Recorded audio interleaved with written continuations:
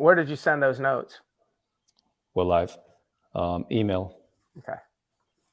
All right, we are live. Sorry, everybody, for being a couple minutes late. I do have a new laptop, and I couldn't get the camera to work. Obviously, it's not the laptop's fault. It was definitely mine. But we are here. So thanks, Abe, for bearing with me and waiting on me. Well, it was me last week, so yeah, that's right. Well, I know we want to talk a little bit more today about follow-up best practices. So, when you mentioned this topic, I was like, oh yeah, we haven't really talked about follow-up that much. And, I always feel like there's more money lost in poor lead follow-up than there is in lack of lead generation. I'm sure that's debatable. We could argue that. But what were your thoughts when we started thinking, or you started thinking about follow-up in best practices? What were you thinking? Yeah, I mean, exactly what you just said. I mean, I think what people don't get, most agents don't get, is that's where the money is. It's rare that we get a call or make one phone call or get a listing or write an offer. I mean, it typically takes a few calls. It takes consistent follow-up, and having a process in place where you're consistent, you're strategic with it, allows you to actually build a consistent business. That's kind of like where I wanted to take it. Yeah, that makes sense. And it's like, one of the things that I think of and I share in my my meetings with some of the leadership is it all comes down to people, processes, then profit. And if we think about the processes themselves, the processes are, they're more like routines.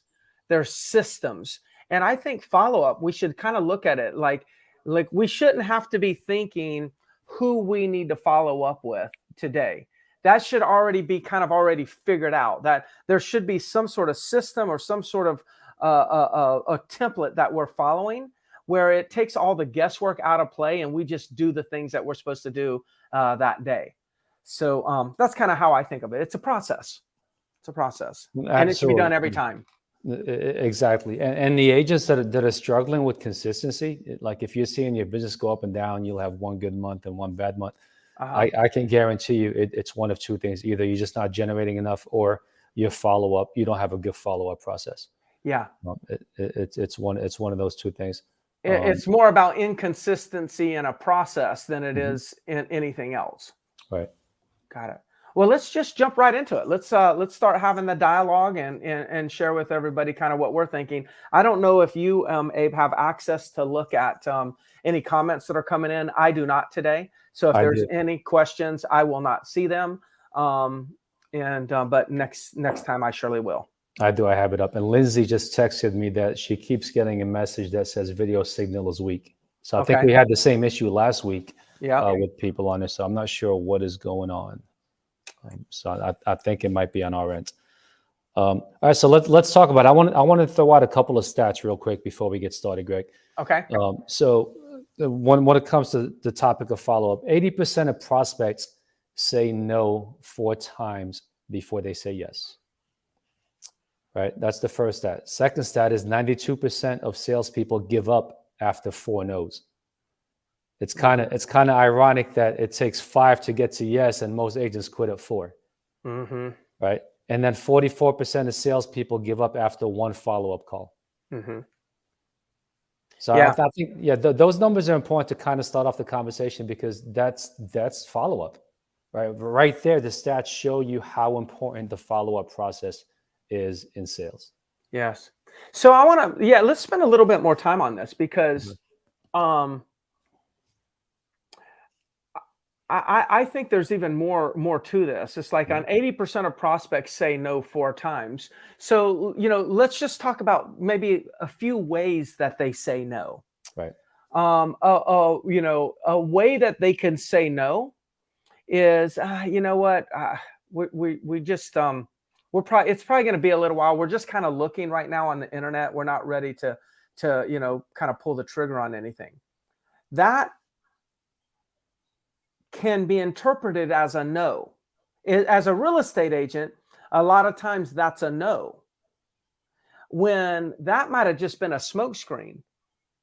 Maybe they just got overwhelmed because they checked out a few different websites today, and there was 3 different agents to call them, and so they kind of like reacted with a no, but the reality, it wasn't really a no, it was a smokescreen. So we have to be careful that we don't misinterpret some of the no's. Sometimes there's no's that are just like, no, I'm not doing anything because I have no money. That's a no, and that's a condition. Or it could be a no, I think the market's a little bit high right now. I might wait till the interest rates come down. That would be an objection. Or a no could come in the form of, oh, I didn't really realize what I was doing when I put my information in there. I'm just kind of like, I just wanted to kind of look at some properties on the internet. That could be a smoke screen. So we also have to make sure that we understand the differences in the different type of no's you can get, and make sure that you don't quit unless it's a conditional no. So I just, that's just something I wanted to, as I'm reading those stats, I'm like, a lot of people get a no, just like in the retail store, or, could I help you find something? No, I'm just browsing. No, I'm just looking. And they're really a yes, but they say no. The challenge is those are the types of no's that we get that we quit on. And then these people go and buy something like a week later, 2 weeks later. Absolutely. And that happens with both buyers and sellers. So Yes. It's not just specific to buyers. Yeah. Yeah. I had a lady I was talking to today about potentially, listing. And the first thing she says, oh my gosh, I'm already meeting with like multiple agents. I'll call you if none of those work out. Right. Most people would have been like, that's a no. And they would have got off the phone. I didn't accept that as a no. I thought that was a smokescreen or an objection, and I handled it and set the appointment. There's a lot of business like that we're passing up. That's where the money is. That's where the money is. Anybody can hear yes and move forward. It's those soft no's.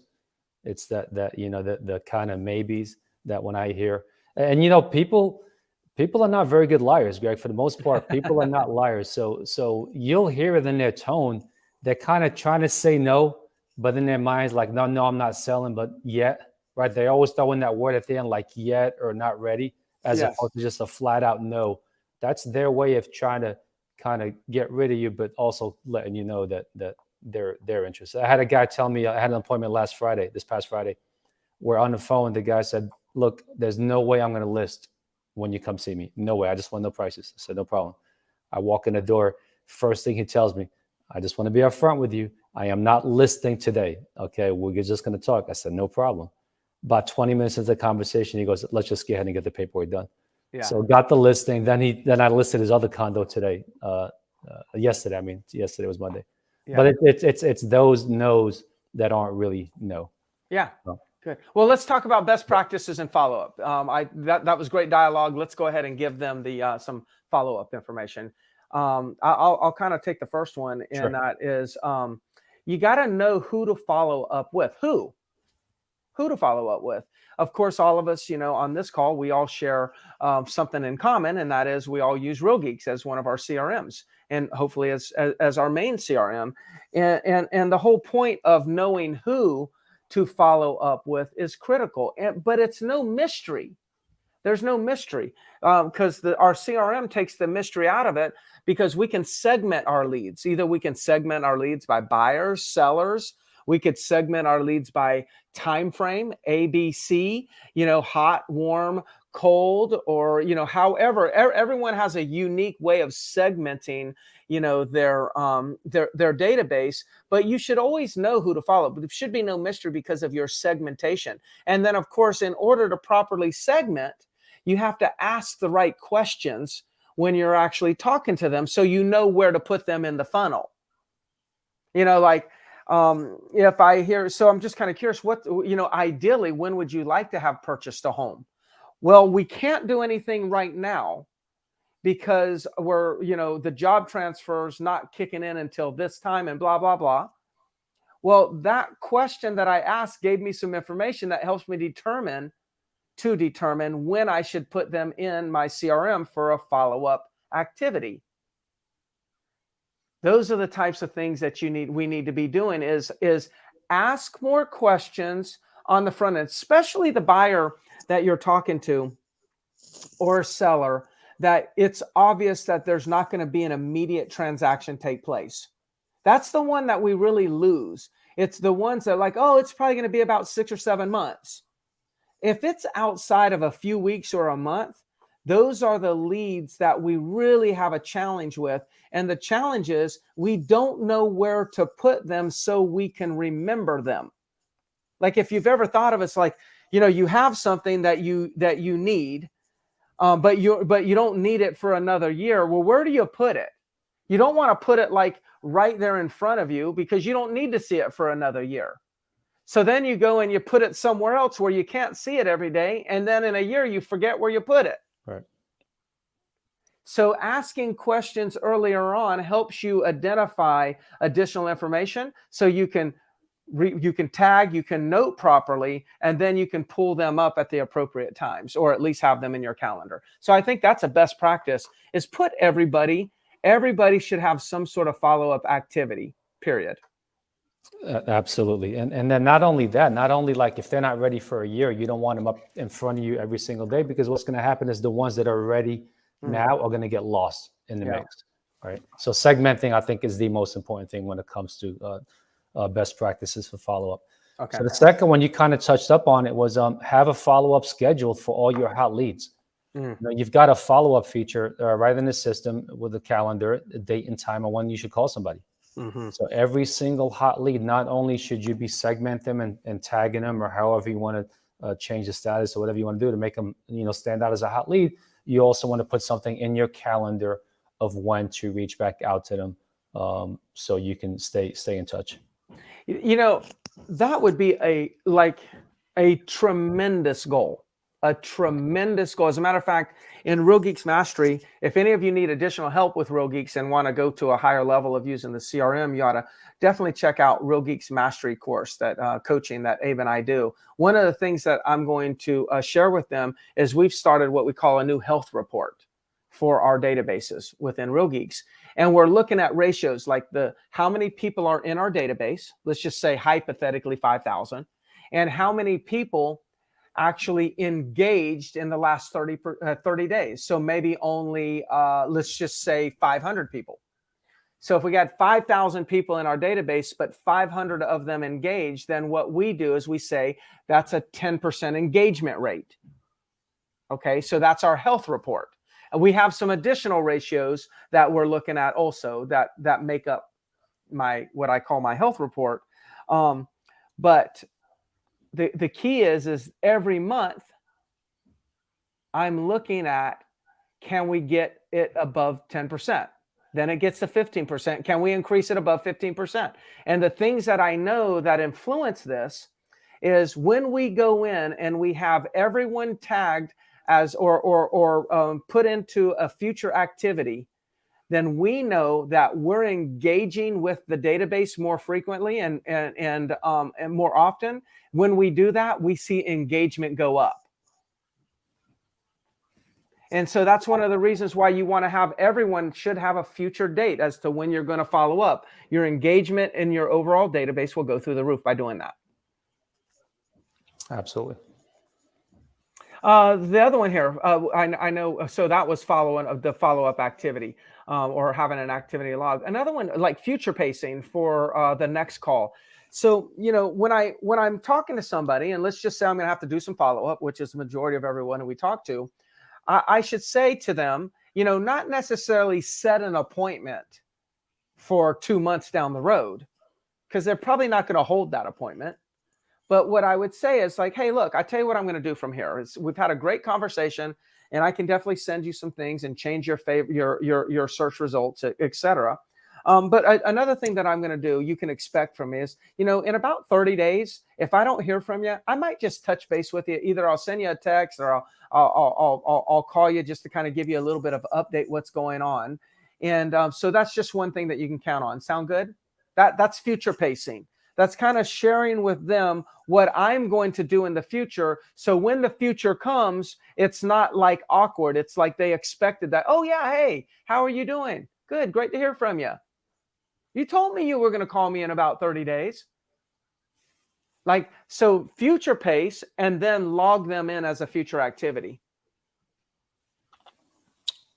Next one I have on the list, Greg, is use automation for soft touches. Mm-hmm. So I mean, we've got amazing tools within the system for reaching out to people. So you want to have as many soft touches, of course, of value to people. So sending them listings that hit the market based on their criteria. If it's a seller, making sure that they have a safe market report.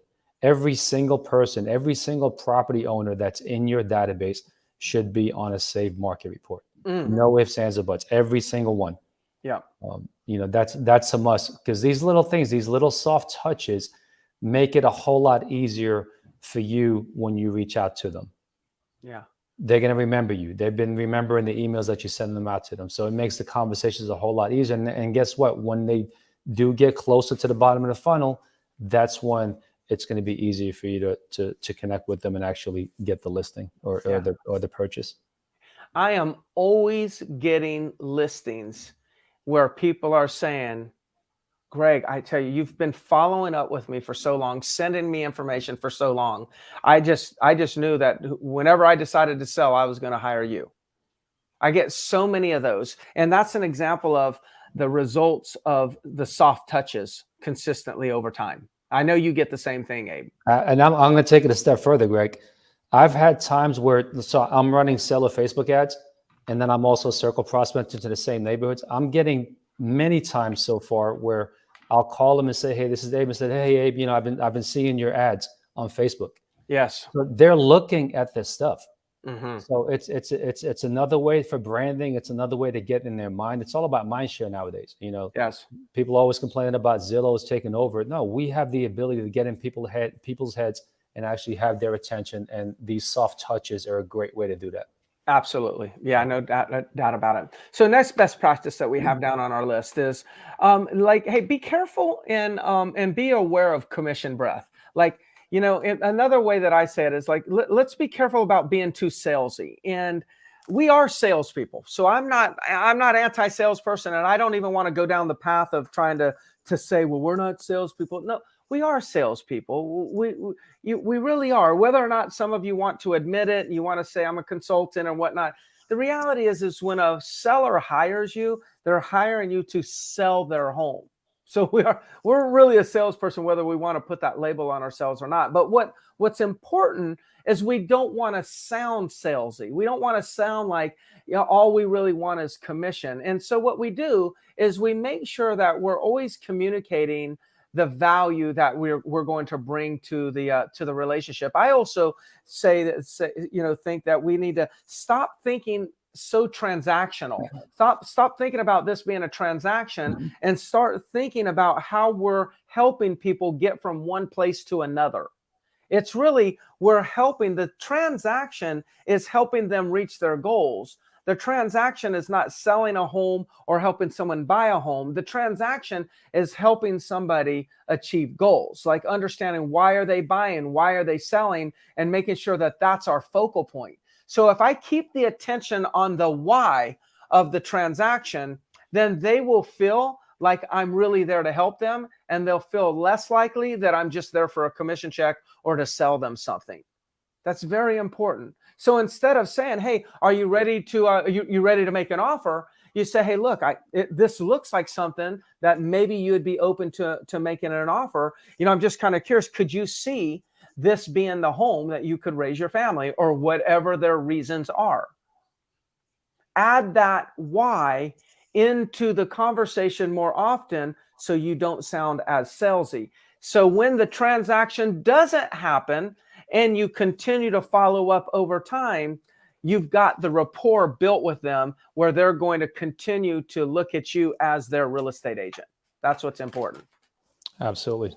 All right, we'll go through these. We got 4 left. We'll go quick. Yeah. Know when to fold them, right? Know Oh. when to cut someone loose, right? I mean, if you've got a hot lead and you've been talking to them and you keep calling them and they keep saying next week and you keep calling them, you've got to dig deep and see if the motivation is still even there. The moment that you realize that the motivation is not there anymore, cut them loose, move on to the next one. The worst thing look, the most valuable thing that we have is our time. So the more time you're spending chasing after someone that you think is an A lead or a hot lead, that's the less time you'll have chasing after some other people that are actually more motivated. So the moment that you realize that, hey, this guy is not an A lead or a hot lead anymore, is the moment that you need to move them over to the back burner. Yeah. And you said move them over, not delete them. Of course, absolutely. We don't delete anybody. Yeah. Ever. Yeah. And I think you and I would share this thought is like the person who is showing signs of ready to do something now probably is a buyer or seller that slipped through the hands of another real estate agent a year ago when they were showing signs of not really that motivated.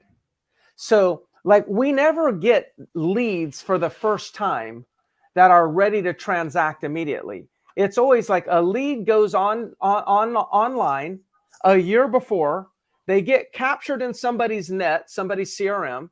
Nobody follows up with them. As they start getting more serious, they start calling more people or emailing, at a higher frequency. And then the agent that happens to get them and calls them quick does the deal with them.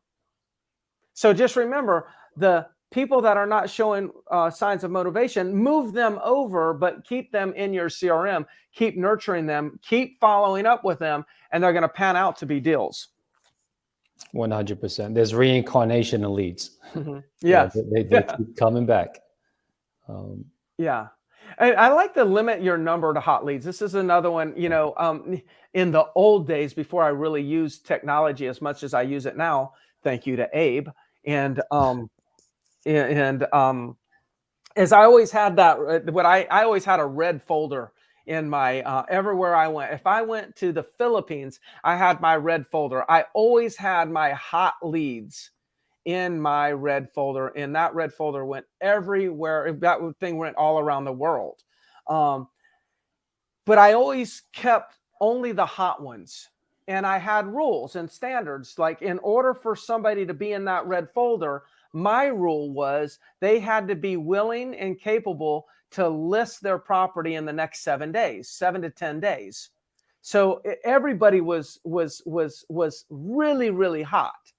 And I would convert a high level of those because those were people who were really ready. Now I had the other people in a different follow-up system, but when they showed signs of really hot, they got into my red folder. And that's what we feel like here. You've got to put a limit to how many leads you will describe as hot.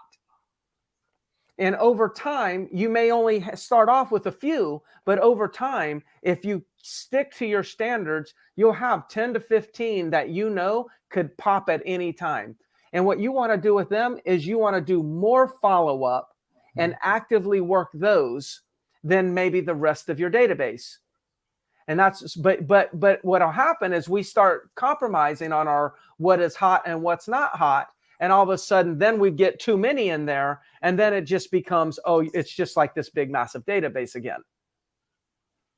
Yeah, you used the analogy earlier on of a chef. And this is no different. So when your hot leads, when the burner is up at high, if you don't pay attention to it, it's going to burn. Right. Yeah. So whatever you're cooking is going to burn. So your hot leads, you want to make sure it's nice and slim and lean. And then you can really give them all the attention that is necessary to close them. Yeah. Yeah. I like that. Okay. So one is be patient. Be okay with them not being ready yet. Like they don't have to work on your timeline. Not, in the old days where you didn't have technology, you didn't have automation to follow up with people and nurture and drip on them. Like we had a very limited bandwidth. Now with the ability to have all these systems in place and be able to drip on them, you don't have to push everybody to the front of the line. So be very patient with them, but also at the same time, be very clear on what their motivation is and what their timeline looks like. Okay. So on the one hand, be patient, let them go at their own pace, but also be very clear on when they're going to be pulling the trigger so you can be prepared for them. Yeah. Yeah. That's a good one. And, thinking of workflows for a moment, because we have the technology and, one of the things that we're, and I spoke about this, we probably need to have another call on this at some point on the mastermind group here. And that is, it's very important to understand. I'm going to give you an opinion, so I don't want to state it as fact, but this opinion is based on our trial and error and us having successes with what I'm going to tell you. And that is, we are doing less of long-term workflows. We're doing more short-term workflows, high impact, high touch short-term than low touch long-term. High touch short-term gives us a much better ROI than low touch long-term. Now, in order to keep up with this, you have to use the advanced search filters, and you have to be able to have filters that people will automatically populate on a daily basis when they trigger whatever that criteria is in that search filter. And so using advanced search filters and high touch short-term workflows is definitely a best practice for follow-up. Mm-hmm. And if any of you right now are listening to this, you're like, well, I've got so many leads in my system. How am I ever going to get each one of those leads? How am I ever going to attach some sort of future activity to them? Well, the way you would do it is you would use high touch short-term workflows, create some sort of re-engagement, and then as people are responding, then engage back with them and then set them up on a future activity in your CRM, in your calendar. That's how you would do it. Because my advice to everybody is everybody should take the next 90 days and see if they can get 100% of their people in their CRM in some sort of future activity, even if that future activity is literally 12 months from now. Even if it's an activity to call them in 2023, get everybody on some sort of future schedule. I like it. Was that it? That was it. All right. Well, hey, follow up again is my final thought on follow up is I'll restate is there's way more money lost in lead follow-up than in poor lead generation. As a matter of fact, I believe if you're doing PPC leads, for instance, which I do PPC leads, so I think anybody who wants to grow their business, is a great way to do it. But I believe that there's more business lost in the leads that we've bought than there is won in the leads that we bought. So that proves to us that the lead quality is good, and it's a follow-up systems that need to improve. So if you're ever thinking, gosh, I wish I could get a better return on my investment in leads or in a CRM, then it's look for your improving follow-up practices, and that's where your improvement in return will be. No question about it. All right. Abe, thank you so much for making this happen. Everybody at Real Geeks, please, I will look at the comments under this video to see if there's anything an additional that I can share. And if you're looking for some higher level Real Geeks coaching, check out Real Geeks Mastery. Abe and I'd love to help you. All right, Greg, enjoy it. See you.